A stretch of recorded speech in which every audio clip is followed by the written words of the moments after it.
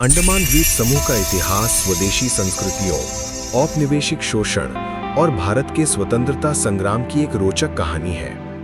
प्रारंभिक इतिहास और स्वदेशी लोग। प्राचीन संदर्भ। इन द्वीपों का उल्लेख सदियों से ऐतिहासिक ग्रंथों में मिलता रहा है। ऐसा माना जाता है कि अंडमान नाम हिंदू देवता हनुमान के नाम पर हंडुमान से लिया गया है। 13वीं शताब्दी में मार्को पोलो जैसे यात्रियों ने भी इन द्वीपों के बारे में लिखा था। स्वदेशी जनजातियां। ये द्वीप हजारों वर्षों से दुनिया के कुछ सबसे अलग-थलग स्वदेशी समुदायों का घर रहे हैं। आनुवंशिक और सांस्कृतिक अध्ययनों से पता चलता है कि स्वदेशी अंडमानी लोग 30,000 से भी ज्यादा वर्षों तक अन्य आबादियों से अलग-थलग रहे होंगे। ग्रेट अंडमानी, ओंगे, जरावा और सेंटिनेली सहित ये समूह पारंपरिक रूप से शिकारी संग्राहक के रूप में रहते थे, जिनका बाहरी दुनिया से सीमित संपर्क था। ब्रिटिश औपनिवेशिक शासन और काला पानी। पहली बस्ती।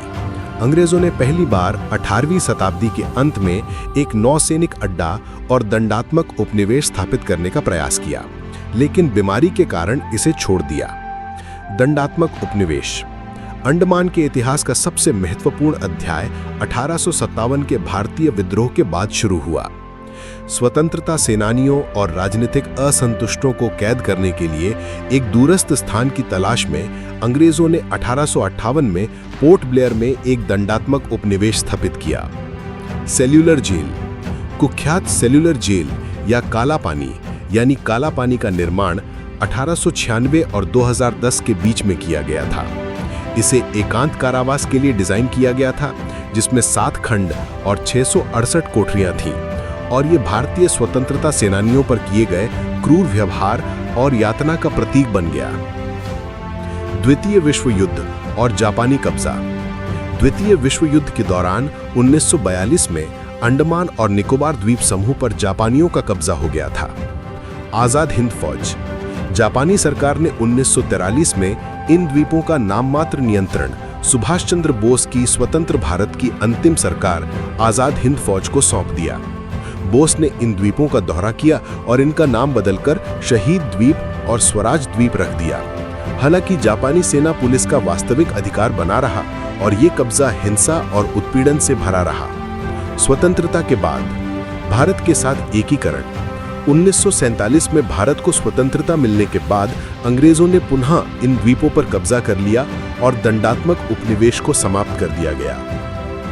अंडमान और निकोबार द्वीप समूह 1950 में औपचारिक रूप से भारतीय संघ में शामिल हो गए और 1956 में एक केंद्र शासित प्रदेश बन गए।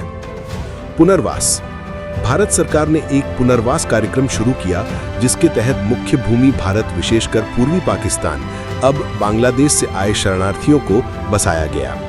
इससे द्वीप समूह की जनसांख्यिकी में महत्वपूर्ण बदलाव आया, क्योंकि बंगाल, रांची, केरल और तमिलनाडु सहित भारत के विभिन्न हिस्सों से आए अप्रवासी वहां बस गए। आधुनिक समय। आज सेलुलर जेल एक राष्ट्रीय स्मारक के रूप में खड़ा है, जो भारत के स्वतंत्रता संग्राम के दौरान दिए गए बलिदानों की एक सशक्त याद दिलाता है। ये द्वीप समूह अपने अनोखे स्वदेशी समुदायों के लिए भी जाने जाते हैं, जिनके अलगाव को भारत सरकार द्वारा संरक्षित किया जाता है।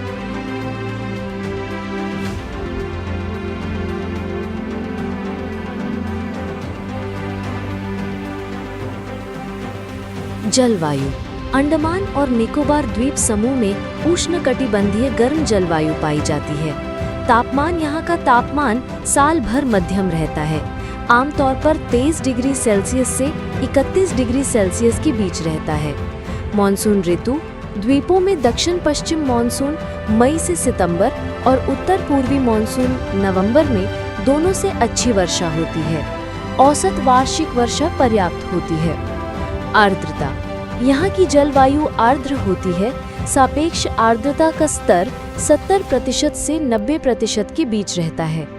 ये द्वीप अपनी समृद्ध जैव विविधता और घने उष्णकटिबंधीय वनों के लिए प्रसिद्ध है, जो यहाँ के अधिकांश भूभाग पर फैले हुए हैं। इस क्षेत्र में 96 वन्य जीव अभयारण्य, 9 राष्ट्रीय उद्यान और एक बायोस्फीयर रिजर्व के साथ संरक्षण पर विशेष ध्यान दिया जाता है। घूमने का सबसे अच्छा समय अंडमान द्वीप समूह घूमने का सबसे अच्छा समय अक्टूबर से मई तक है।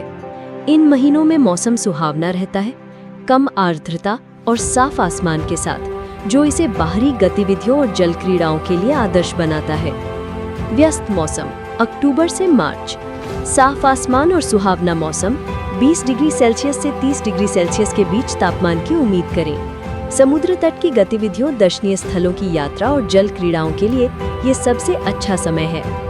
मध्यम मौसम अप्रैल से जून। ये गर्मी के मौसम की शुरुआत है, जिसमें तापमान 24 डिग्री सेल्सियस से 37 डिग्री सेल्सियस के बीच रहता है। पानी शांत होता है, जो इसे स्कूबा डाइविंग और स्नॉर्कलिंग के लिए एक बेहतरीन समय बनाता है।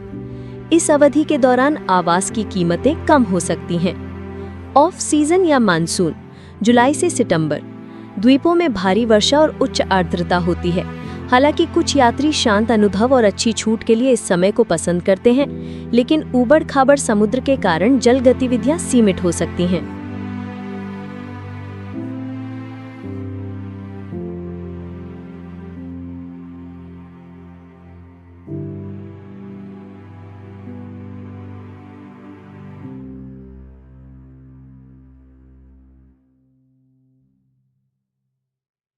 ये अध्याय समाप्त हो रहा है, लेकिन रोमांच की किताब अभी खत्म नहीं हुई है।